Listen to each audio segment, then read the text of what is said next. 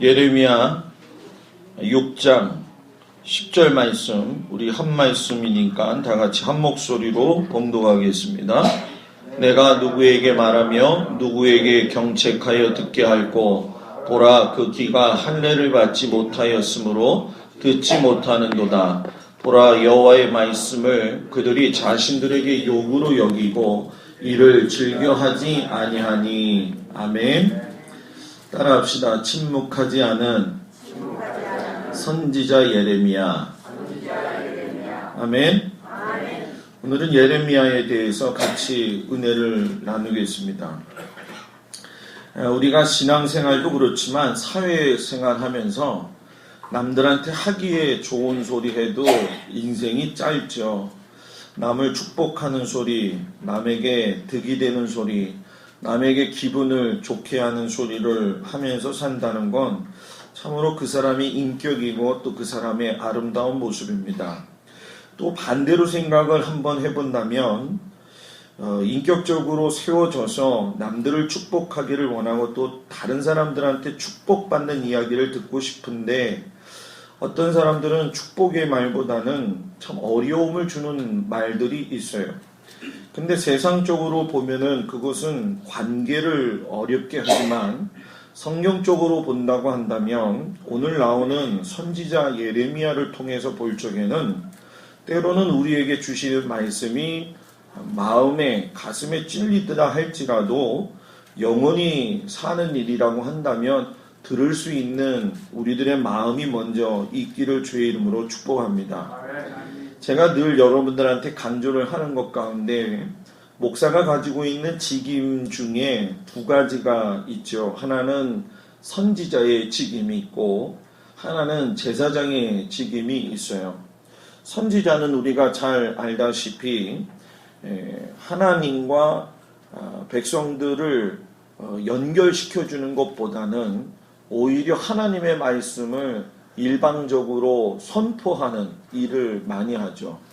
반대로 제사장 같은 경우에는 백성들을 갖다가 하나님 앞으로 인도해서 다리를 놓아가지고 화목하게 하고 순종하게 하고 또 예배를 통해서 제사를 통해서 관계 회복을 하는 것이 보통의 경우가 제사장이 하는 일들이죠.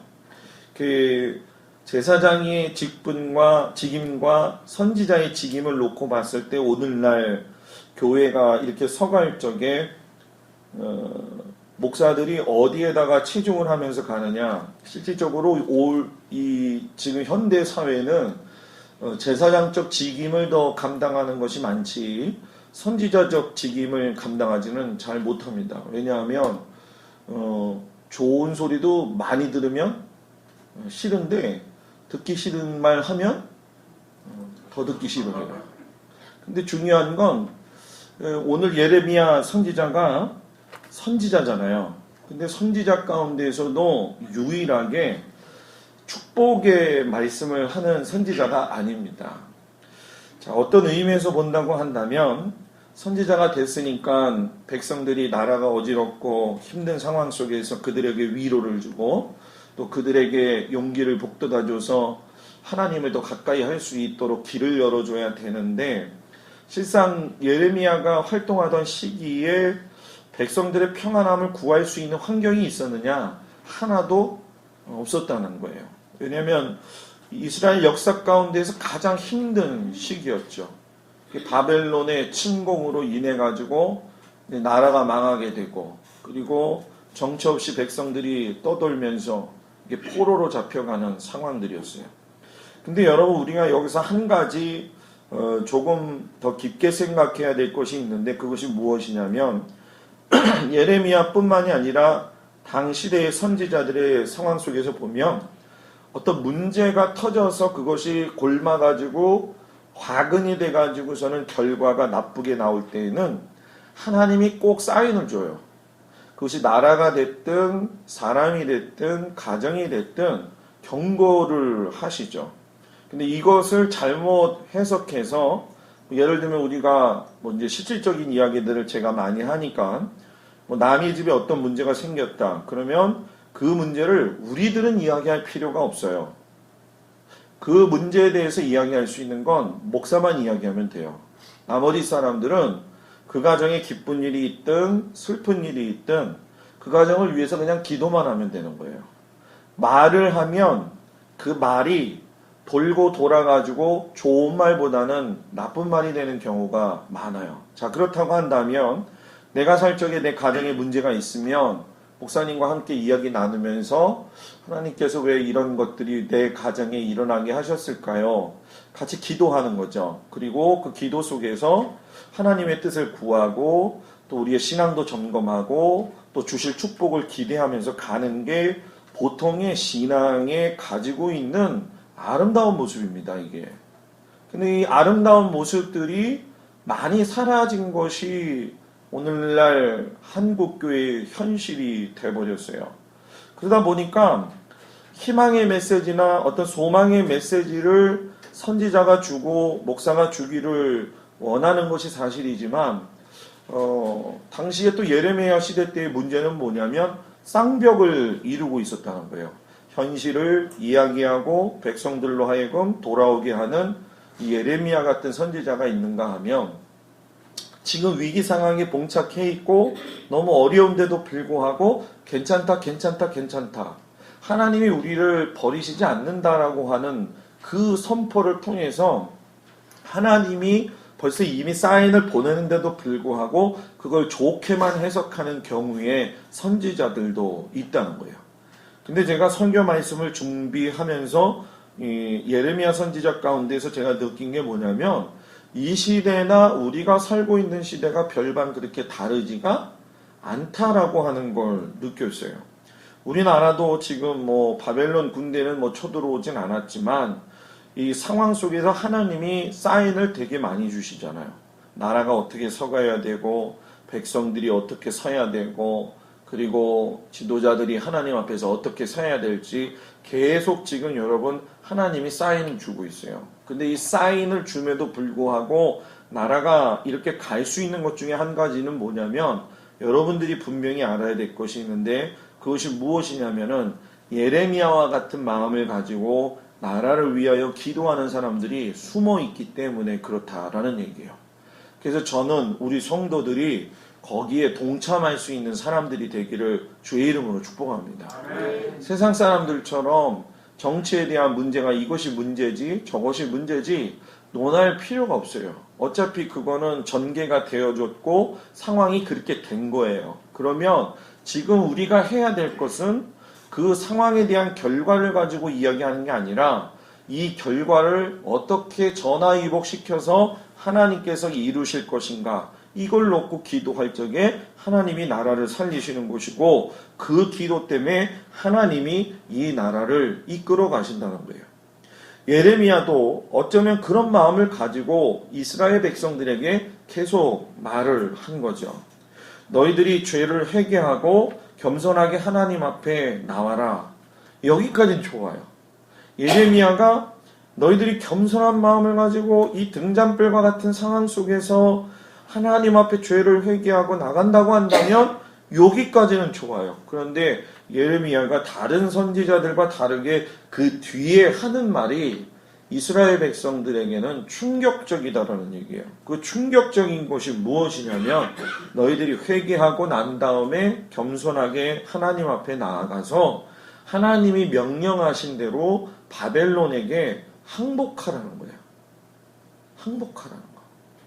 예레미야서서 전체를 여러분 읽어보게 되면 예레미야가 하나님으로부터 받은 최선의 해결책이에요. 여러분 지금 우리는 한 가지 마음속에 의문을 가질 거예요. 하나님이 이 문제를 해결하시고 지금 이 문제 가운데에서 좀 살 수 있는 길을 열어주셔야 되는데 왜 지금 손을 들고 항복하라고 했느냐. 자, 여기서의 문제의 원인은 하나님을 보면 안 돼요. 여기에서의 문제의 원인은 하나님이 아니라 우리입니다. 그 당시에 이스라엘 백성들이 하나님 원하시는 대로 살지 않았어요. 몇 번의 경고와 몇 번의 이야기들을 통해서 사인을 주셨고 돌아올 수 있도록 하게 하셨어요. 그런데 그들이 듣지 않았어요. 그러면 듣지 않았으니까 하나님이 그냥 저주하시는 것이냐? 그건 아니에요. 하나님은 저주하시는 분이 아니라 이런 환난, 항복을 통해 가지고 나라가 멸망할 수밖에 없는 환난을 통해서 이스라엘 백성들을 깨닫게 해가지고 하나님에게로 돌아오시게 하시는 방법이 하나님의 사랑 방법이라는 거예요. 왜냐하면 우리는 그것을 알지 못하고 하나님께서 말씀하신 거에 대해서 반응하지 않고 방관하면서 간다고 한다면은 우리는 죄의 본성이 있기 때문에 더 악한 모습을 가지고 살게 된다는 거예요. 여러분, 요즘 뉴스를 보시면서 우리나라를 보면서 제가 제일 마음속에 느끼는 것 중에 한 가지가 분노를 잘 다스려야 된다. 분노를. 교회도 마찬가지고 일반적으로 우리나라가 지금 경제적으로도 힘들고 정치적으로도 스트레스를 받고 하다 보니까 가정적으로 문제들이 다 흘러내려가요. 그죠? 나라의 일은 무조건 가정적으로 흘러가게 돼 있어요. 여러분, 교회 일도 마찬가지예요. 교회가 분위기가 좋고 교회가 성령 충만하고 교회가 주님 안에서 믿음으로 성장하면요, 각 가정이 은혜가 있고 성도들의 얼굴에 웃음이 있습니다. 근데 나라가 엉망이니까 사는 게 힘든 거예요. 그러니까 어떻게 합니까? 조그만 일에도 과격해지고 분노해요. 옛날에는 자살하면 자기 혼자 죽었어요. 근데 지금은 서로 불질러가지고 분신자살해서 죽어요. 술 먹고 돌아다니다가 사람 쳐 죽여놓고도 자기가 쳐 죽여놓지 않았다고 발뺌한다는 거예요. 여러분, 이런 모든 것들은 지금 예레미야 시대 때에 살고 있는 상황들하고 별반 다를 것이 없다는 거예요. 그런데 우리가 소망을 가져야 될 것은 무엇이냐면은 하나님 지금도 이 단위에서 말씀을 통해 가지고 여러분들이 나라와 민족을 위해서 기도하기를 원하시는 것이고 또 우리 교회가 주님 안에서 바로 서가기를 위해서 기도하신다라고 하는 것을, 기도하기를 원하신다는 것을 여러분들이 깨닫기를 주의 이름으로 축복합니다. 이 예레미야가 자꾸 예언을 그렇게 하니까 아무래도 그거에 대해서 반대하는 사람들이 나오겠죠. 왕과 궁중의 대신들이 생각 속에 있는 것이 무엇이냐면, 야, 어떻게 하나님이 이방인들을 가지고 하나님의 거룩한 도성을 멸망시킬 수 있느냐. 하나님의 거룩한 성전은 절대 파괴되지 않을 것이고 하나님이 결코 허락하지 않을 것이다 라고 하는 그런 마음이 있었어요. 그러니까 바벨론에게 항복하라고 하는 예레미야의 말은 예레미야에게 칼같이 돌아오게 되는 겁니다. 사람이 하나님의 말씀을 깨닫지 못하고 자신의 가오와 잘못을 정당화시키다가 보면은 그 정당화시키는 과정 속에서 자기는 괜찮아요. 근데 하나님의 통로 역할을 하고 있는 믿음의 사람들은 그 일로 인하여서 죽음 직전까지 갈 수밖에 없는 상황까지의 고통들을 겪는다는 거예요. 여러분, 우리가 왜 그런 일들이 일어나느냐? 우리가 지도자의 한 사람의 문제도 중요하겠지만 우리가 어떤 공동체를 이루어서 갈 적에는 우리의 방식이 하나님의 방식으로 다 합해져야 됩니다. 기독교가 여러 종류로 나눠 있어서 감리교 여러 종류가 있지만 결국은 또 하나예요. 누구예요? 예수 그리스도예요. 근데 여러분, 기독교가 지금 왜 많은 어려움을 당하고 있느냐? 제가 오늘도 신방 가면서 보니까 여호와의 증인들이 왔다 갔다 무대기로 다니더라고요. 그걸 보면서 느낀 게 무작정 들어가 갖고 무작정 두드리는 거예요. 그럼 저 사람들을 볼 적에 세상 사람들이 저 사람들 예수 믿는 사람으로 보지 여호와의 증인인지 뭔지 알아요, 몰라요? 몰라요, 여러분. 그러니까 도매금으로 넘어가는 거죠. 그러니까 여러분 뭐예요? 사단의 전략은 비슷하게 만들어서 문제를 확대시키고 그 문제 확대시킨 걸 통해서 다시금 칼이 되어가지고 우리에게 돌아오게 했다라고 하는 사실이에요. 오늘 우리의 마음속에서 하나님의 음성을 들을 수 있는 믿음의 귀가 열려지기를 주의 이름으로 축복합니다. 아멘. 특별히 예레미야서에 보게 되면 드러나는 단어가 200번 되는 단어가 있어요. 그게 뭐냐면 샤마라고 하는 단어인데, 이 샤마라고 하는 단어가 무엇이냐면은 들어라, 귀 기울여라, 순종해라. 오늘도 우리가 읽은 말씀에 보게 되면 내가 누구에게 말하냐? 누구에게 말한다는 얘기는 뭐예요? 듣는 자가 있다라는 거예요, 없다는 거예요? 내가 누구에게 말하면 누구에게 경책하여 듣게 할고 그 귀가 할례를 받지 못하였으므로 듣는다? 듣는다? 안 듣는다는 얘기예요. 안 듣는다는 얘기예요. 그러니까 샤마 예레미야에서 뭐예요? 들어라. 하나님의 말씀을 들어라. 오늘 교회가 성도들이 하나님 앞에서 내가 개인적으로 신앙이 바로 서기를 원한다면 하나님의 말씀을 들어라. 하나님의 말씀을 들어라. 사람의 말을 듣지 아니하고 하나님의 말씀을 들으라는 거예요. 하나님의 말씀을 들을 적에 거기서 살아날 수 있는 힘이 생기는 것이고, 세상 사람들은 말할 때 그것을 귀 기울여 들으면 비판론적이고 회의론적이고, 여러분 어떻게 보면은 악조건의 이야기들만 이야기하지만 하나님은 지금 악조건인 상황 속에서 너희들이 항복하라고 하는 것이 저주가 아니라 이런 기회를 통해 가지고선 다시 너희들이 제자리로 돌아와라. 하나님 말씀 들어야 돼요. 아멘. 그래서 하나님 말씀을 듣지 아니하면 여러분 자기 자신을 되돌아볼 수가 없는 거예요. 그러니까 여러분들이 지금 성경 통독을 열심히 할 거라고 저는 믿어요. 아멘. 아주 열심히 할 거라고 믿어요. 열심히 할 때에 여러분 성경을 읽기 위한 성경이 아니라 하나님의 말씀을 통해서 나에게 이야기하시는 걸 들을 수 있는 여러분들이 되기를 주의 이름으로 축복합니다. 오늘 이 말씀에서 그러면은 예레미야를 통해서 우리에게 주시는 것이 무엇이냐? 그 중에 하나가 뭐냐면 어떤 상황에도 예레미야는 하나님의 말씀에 귀 기울였다라는 얘기예요. 어떤 상황에서도 하나님의 말씀에 뭐 했다? 귀 기울였다는 거예요. 예레미야는 예루살렘에서 5km 정도죠. 그러니까 별로 그렇게 멀지는 않아요. 아나돗이라고 하는 동네에서 있는 제사장의 집에서 태어난 사람입니다. 그가 여러분 10대 후반이 되었을 적에 선지자로 부름을 받았어요. 원래 제사장 가정에서 태어났다고 한다면 그 사람은 자동적으로 뭐가 되는 거예요? 제사장이 되는 거죠. 그런데 10대 후반이 되었을 적에 제사장직에서 선지자로 더 넘어가지고 부름을 받았다는 거예요.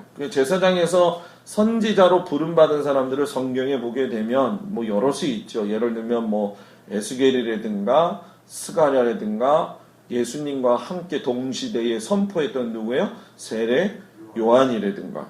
그게 어떤 의미에서 본다고 한다면 저도 아까 그런 잠깐 얘기를 했지만 저보러 만약에 이런 구약시대 때에 돌아가서 제사장 될래 선지자 될래면 여러분들은 뭐가 될래요? 예? 그냥 밑으로 이렇게 얘기하지 말고 잘 생각해봐요 여러분. 제사장은 일상적인 삶에서의 모세 율법이 정한 틀 안에서만 벗어나지 않고 살면 돼요. 그리고 무엇보다도 백성들의 죄를 사함받고 우리가 5가지의 제사를 통해서 보게 되지만은 하나님과의 다리 역할을 하기 때문에 종용도 많이 받고, 그리고 10의 1조를 통해서 여러분 뭡니까? 가정적으로도 살 수 있는 길이 열려져 있죠. 그래서 하나님이 책임져 주신 그런 어떻게 보면은 부담이 좀 덜 들죠. 근데 선지자는 전혀 그런 게 없어요. 야훼 신앙을 지키라고 선포를 하고 예레미야처럼 여러분 뭡니까? 강한 어조로 선포를 하게 되다 보면 이건 제사장은 고사하고 밥풀도 못 얻어먹을 판에다가 심각하면 더 맞아서 죽을 상황이 되는 게 그런 상황이었다는 거예요.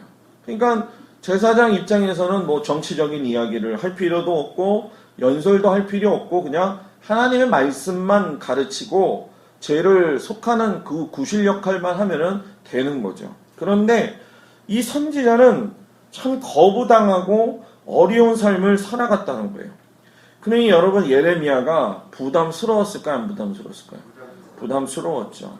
그래서 자기가 모세가 그랬던 것처럼 자기가 받은 하나님의 사명에 대해서 거부를 하려고 했죠. 실질적으로 10대 후반에 부름을 받으니까 예레미야가 하나님한테 뭐라고 이야기하냐면 나는 하나님을 대신하기에는 너무 나이가 어립니다 라고 이야기했어요. 누가 이 아이의 말을 듣겠습니까? 원래 여러분 제사장직도 30살부터 한단 말이에요. 그러니 20대 초반이 되어지는 그런 상황 속에서 누구가 그 말씀을 듣겠냐는 거예요. 그런데 하나님은 그 방법조차도 바꾸어 놓아 버리셨어요. 여러분 제가 이렇게 경험해 보니까 느끼는 것 중에 한 가지가 하나님이 여러분들한테 사명을 주시거나 하나님이 여러분들한테 감동을 통해서 하나님의 일을 시키실 때에는 그대로 순종하기를 바랍니다. 그대로 순종하기를 바랍니다. 왜 그러냐 하면 성경을 보면은 쭉 나와 있지만은 예레미야뿐만이 아니라 이사야도 그렇고 모세도 그렇고 하나님 앞에 다 못하겠다고 손들었지만 결과적으로는 하나님이 다 종결시켜줬어요. 자, 종결시켰다는 게 뭐냐면 하나님이 해놓고 하나님이 다 끝내놨다라는 게 아니라 예레미야가 나는 어린아이기 때문에 말을 못해요 이렇게 얘기했더니 하나님이 아무 소리 못하게 예레미야한테 뭐라고 이야기합니까? 내가 너를 말이야 지명해서 불렀는데 어디서부터?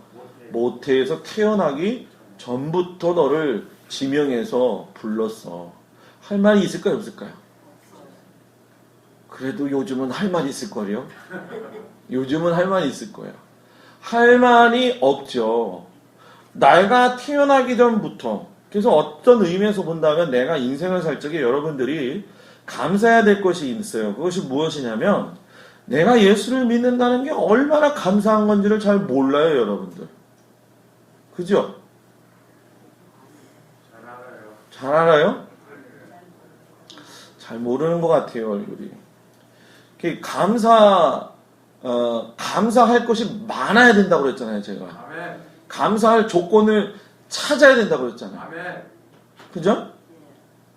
지난번에 김대영 권사님 저한테 전화 왔어요. 우리 마누라 거기 갔어요, 목사님? 찾아요. 찾아요. 아니 도대체 권사님은 어디 갔길래 권사님이 찾게 하냔 말이에요. 찾는단 말이에요, 찾아. 좋으니까 찾지 싫으면 안 찾잖아요. 그죠? 그죠? 그래서 제가 그랬어요. 야, 나이가 이렇게 늙어가면서 저런 모습으로 사는 건 좋은 거다. 혹시나 밥이 없어서 그러신 건가 그런 마음도 들긴 했어요. 그런데 중요한 건 역시 요즘 제가 느끼는 거지만 나이가 들면 여자는 돈이 필요하고 친구가 필요하고 뭐 그런다더니만 남자는 진짜 뭐예요? 마누라 필요하고 와이프 필요하고 진짜 그런 시대가 됐구나 이런 생각이 들 때가 많아요. 자, 여러분 부부간의 사랑도 뭐 그것이 이해관계가 어떻게 됐든 내가 필요하니까 내 안에 내 남편이 있어야 된다라고 하는 존재감을 느끼게 되잖아요. 여러분 하나님은 그 사람을 사용하실 때 그 사람을 사용하시고자 할 적에 분명한 이유가 있어요. 그 사람을 어떤 마음에 감동을 시켜주셔서 하나님의 일을 하게 하실 때도 그냥 하게 하는 거 아니에요. 예수를 믿는 것도 그냥 믿어지는 게 아니에요. 심지어 목사의 아버지라도 예수를 안 믿고 돌아가시는 분들이 얼마나 많이 있냐는 거예요. 저는 구원받는 건 하나님께서 주신 세상의 제일 큰 선물이다. 아멘. 목사님 일주일 동안 살아보니까 뭐 별일은 없었고요. 괜찮은 것 같네요. 그래서 뭐 그렇게 크게 감사할 건 없는 것 같아요. 그러면서 감사한 거 안 내지 말고 감사할 거 찾으란 말이에요. 아멘. 아멘? 아멘. 감사할 거 찾으란 말이에요. 이 얘기가 안 나와요. 감사할 거 찾으란 말이에요. 감사할 거 찾으란 말이에요. 아멘. 전남기 원사님 감사할 게 있어요? 네? 차가 견적이 좀 많이 나와서 그렇지 견적 나온 건 또 돈 벌면 되잖아요. 그죠? 몸이 안 다치고 머리가 그냥 탁 부딪혀갖고 앞 유리창이 깨졌는데 참 저런 모습 보니까 건강해서 좋습니다. 아멘. 여러분들 이렇게 사람은 하나님께서 그 사람을 사용하시고 그 교회를 사용하실 적에는 그냥 막 사용하시는 게 아니라 할 수 있는 분복들이 있다는 거예요. 그 분복을 감당하는 것이 우리 가운데 하나님이 주시는 은혜고 복이 되는 줄 믿습니다. 아멘. 예레미야가 그러기 때문에 그런 통로 역할을 잘했기 때문에 하나님이 인생을 책임지셨다는 거예요. 어떤 사람은 입술에서 나오는 말들이 다 공허한 말들이 많아요. 허황된 말이 많고, 여러분들도 아마 알 거예요. 여러분들 스스로가 사람 관계를 가지다 보면 야, 저 사람 말은 듣지 말아야 돼 하는 사람들이 여러분들 마음에 있어요, 없어요? 있어요? 근데 그게 나일 수도 있어요. 그건 알고 있어야 돼요, 여러분. 그래서 제가 요즘 참 기분이 감사한 게 뭐냐면 말을 좀 계속 줄여가니까 좋더라고요. 너무너무 좋더라고요.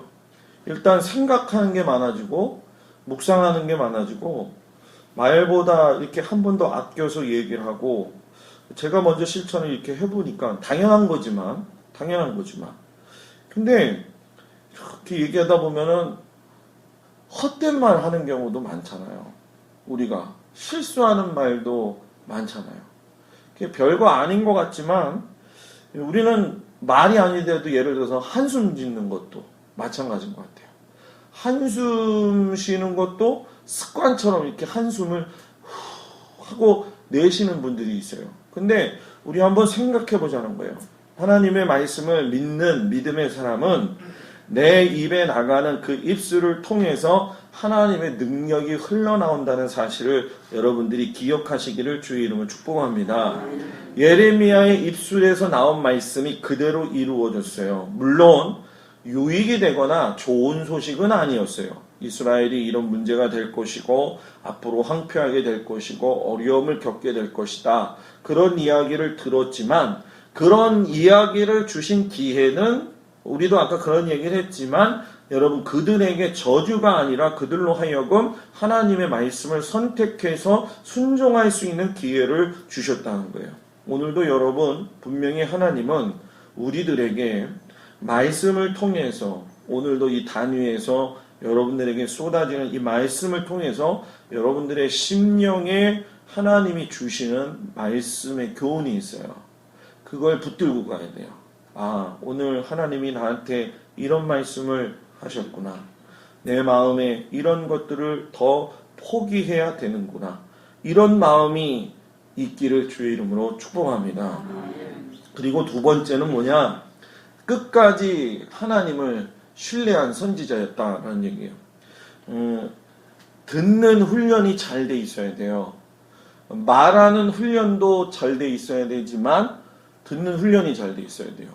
자, 성도가 말하는 훈련이 잘 된다는 걸 이야기하는 것이 아니라 다른 것으로 얘기하면 기도 훈련이 잘 된다는 거예요. 듣는 훈련이 잘 된다는 얘기는 말씀을 잘 듣는 훈련이라는 거예요.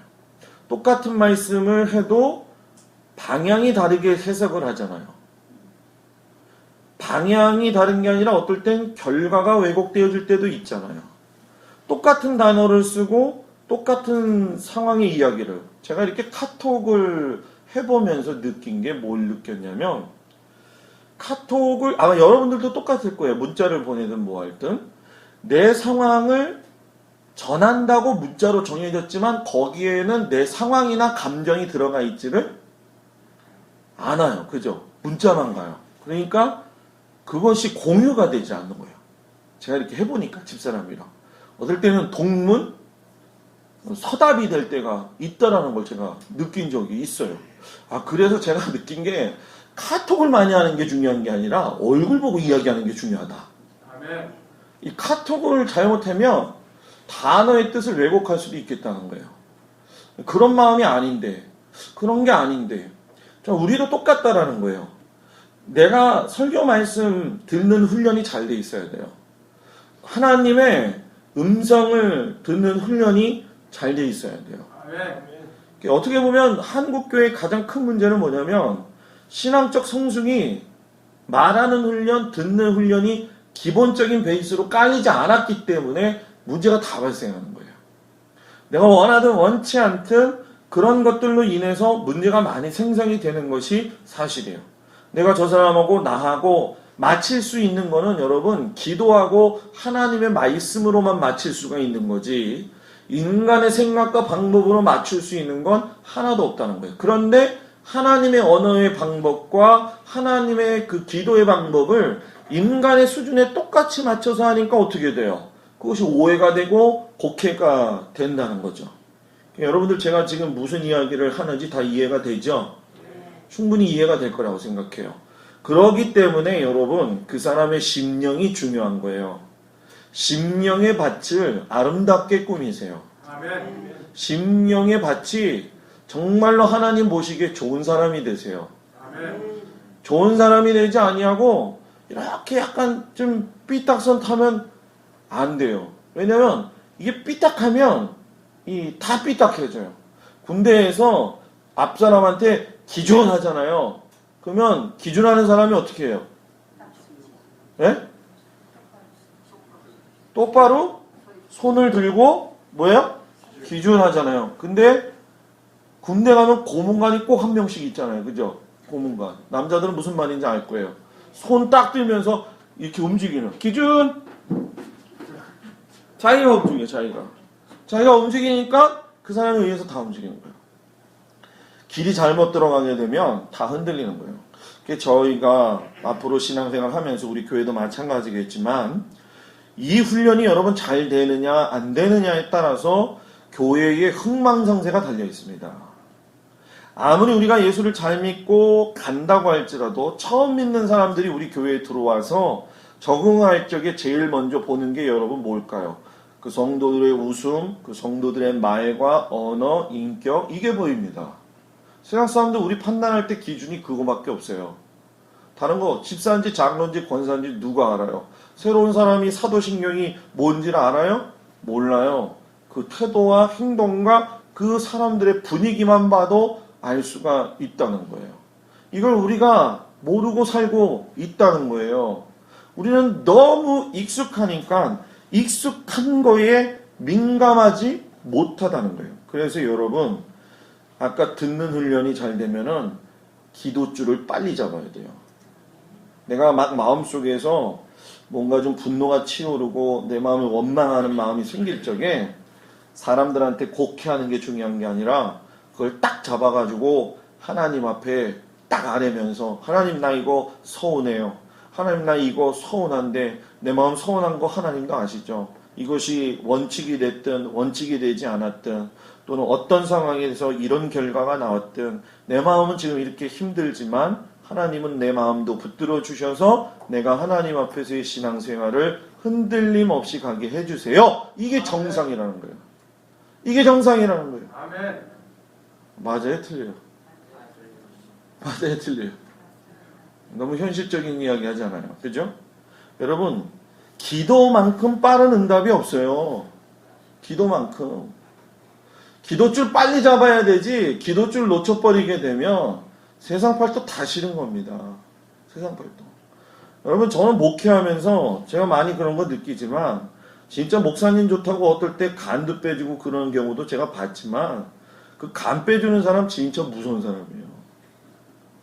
간 빼주는 사람.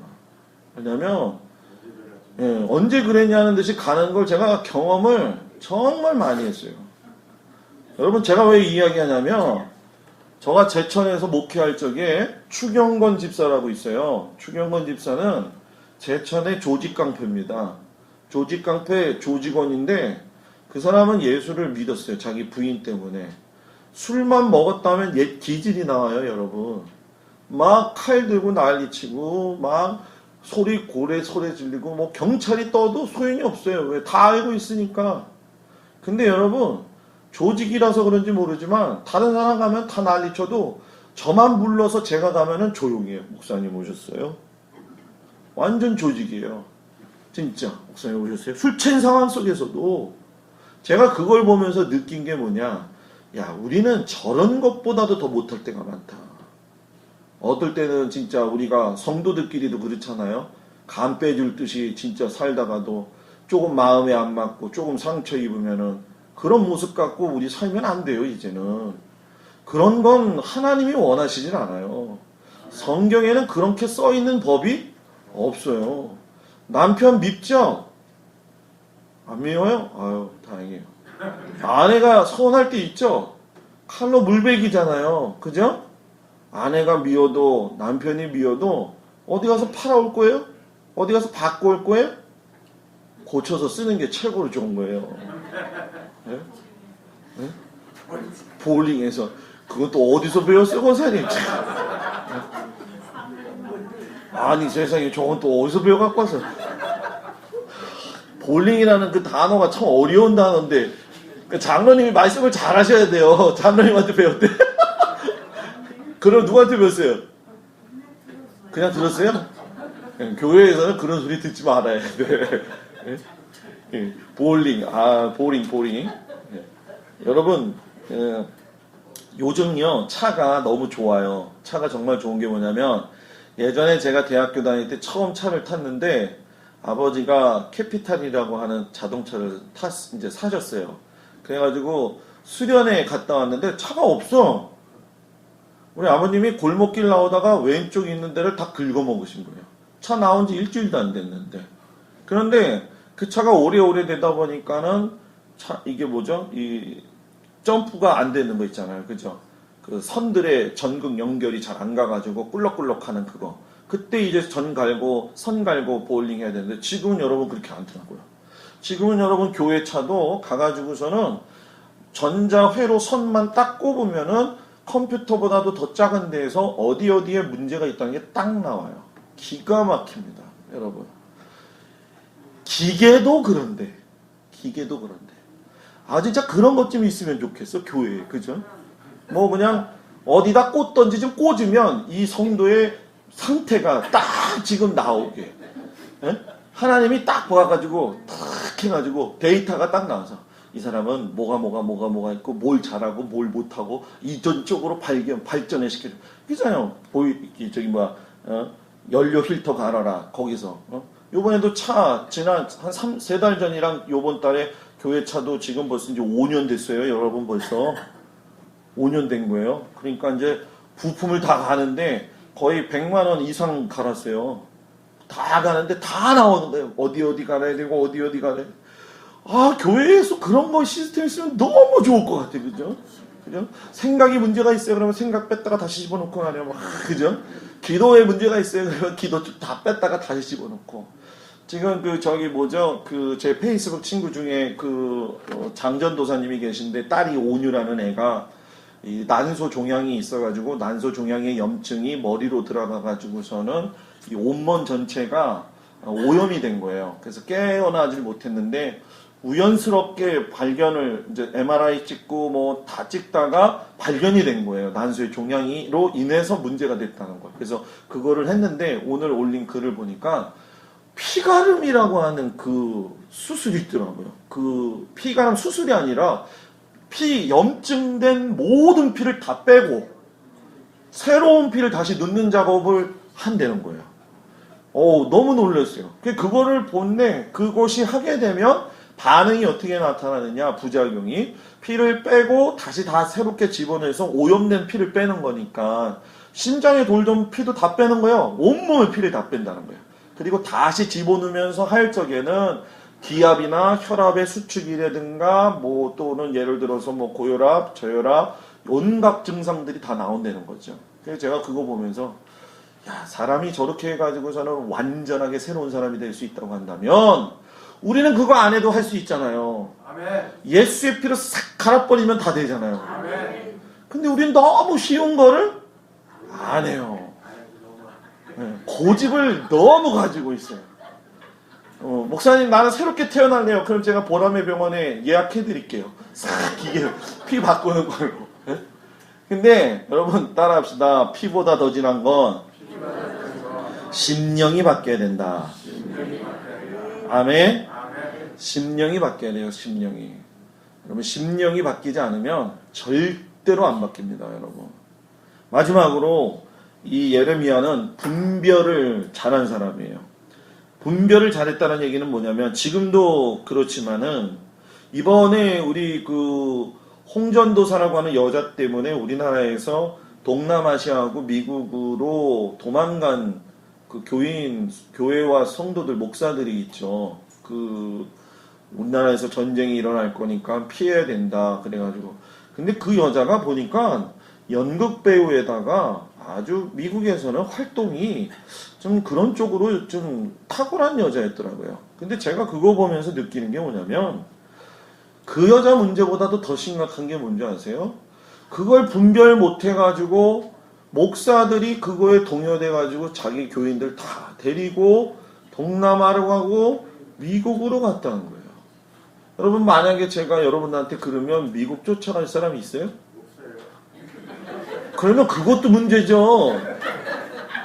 에? 아니 목사님이 그걸 믿고 안 되는 자체가 틀린 거죠. 에? 아니 이거 얘기를 잘해야 돼요, 권사님. 분별을 잘하는 건데 제가 저기 막 요한계시록 사경에 했잖아요. 제가 신남교회 부흥회 했을 때 마지막 10번째 집회는요 녹음을 하지 못하게 했어요. 녹음을 하지 못하게 한 이유가 뭐냐면 마지막 세대에 일어날 일들에 대해서 이제 제가 다 꼬집으면서 얘기를 했는데 뭐 도저히 못하죠. 뭐 한 번 하면은 2시간씩 10번을 했는데 마지막 시간에 그걸 어떻게 다 해요. 근데 하려다 보니까 중요한 키포인트만 끄집어내서 얘기하려면 이거 들으면 안 되겠다. 그래서 우리가 만약에 세대를 분별하고 한다. 그리고 우리가 주님 안에서 뭐 우리가 다미선교회가 아니라고 한다면 믿음 생활 이렇게 해야 되고 가야 된다. 목사 믿고 신뢰하면 그거는 있어야 되죠. 그런데 목사가 분별을 잘하기 위해서 성도들이 기도해야죠. 아멘. 그리고 목사가 분별해서 기도해서 간다고 했을 적에 그것이 성도들하고의 공유관계가 되지 않으면 목회가 안 되는 거예요. 그건 또. 그러니까 여러분 이건 지혜로워야 돼요. 그래서 제가 여러분한테 누차 이야기하는 게 뭐냐. 그 교회 성도들은 그 교회 목사님 수준 이상을 넘어가질 않아요. 거기까지예요, 여러분. 그게 거기까지 간다는 거예요. 그래서 여러분 목사가 공부도 많이 해야 되고 이것도 저것도 섭렵을 하고 분별도 해야 되고 바른 철학을 가지고 있어야 되고 바른 믿음을 가지고 있어야 되고 영적인 부분 또 지식적인 부분 지혜적인 부분을 갖다가 다 다룰 줄 알아야지만이 사람들을 갖다가 성도들을 갖다가 하나님께로 뭐예요? 잘 인도할 수가 있게 된다는 거예요. 그래서 그걸 놓고 기도하는 거예요. 권사님 제가 가장을 한번 갈 거예요? 안 가죠. 그래서 전 세계에서 예수님 모시는 거 다 볼 수 있다고 그랬는데 미국 간다고 저기 되거든요. 그러니까 내가 준비하라고 그래서 준비하자고 그러면 하겠냐 이런 거지. 그거 준비를 하죠. 예, 미국은 안 가고 나도 미국은 가기 싫어요. 거기 가나 여기 가나 똑같은 건데. 그러니까 요지는 분별을 잘할 수 있도록 목사를 위해서 철 기도해야 돼요. 아멘. 왜? 예레미야가 전할 때에 예레미야의 최대 적은 이스라엘 백성들이 아니었어요. 예레미야의 최대의 적은 그 당시에 거짓 선지자들이었어요. 예레미야가 이야기하는 거 다 거짓말이다. 예레미야가 얘기하는 건 믿지 말아라. 평안할 거다. 그러다가 나라가 멸망했어요.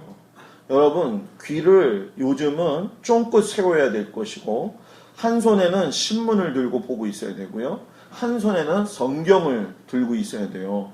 그만큼 분별하기가 어려운 시대입니다. 이 기독교 안에서도요. 얼마나 여러분들이 지금 잘 몰라서 그렇지 혼잡되어 있는 부분들이 너무너무 많아요. 뭐 신사도 운동부터 해가지고 구원관에 대한 문제들 이거 진짜 공부하고 그거 깊이 파고 들어가면 머리 아프고 힘들죠. 그런데 봐요. 제가 일부러 보고 할 수밖에 없어요. 왜? 제가 만약에 잘못 가면 여러분들도 다 같이 그 길로 뭐예요? 가야 되니까. 그러니까 여러분 목사님을 위해서는 그것만 놓고 기도하는 거지. 지금 우리가 바른 길 가는 것도 설정을 잘해야 되고 정말 잘 가야 돼요. 그래서 제가 어저께 새벽 기도인가요? 그저께인가 얘기했었죠. 우리가 속도보다 뭐가 중요하다고요? 방향이 좋다고. 방향을 잘 잡아야 된다고 그랬어요. 방향을. 그러니까 교회도 지금 우리가 세워져서 갈 적에 속도보다 중요한 건 방향이다. 아멘. 여러분들의 신앙이 방향을 잘 잡기를 바랍니다. 아멘. 그래서 예레미야가 하나님 앞에 그 일을 감당했던 것처럼 여러분들도 바르게 세상을 보고 바르게 기도하고 바르게 분별할 줄 알고 바른 믿음에서 살 수 있는 그런 믿음의 성도들이 되기를 주의 이름으로 축복합니다. 기도하겠습니다.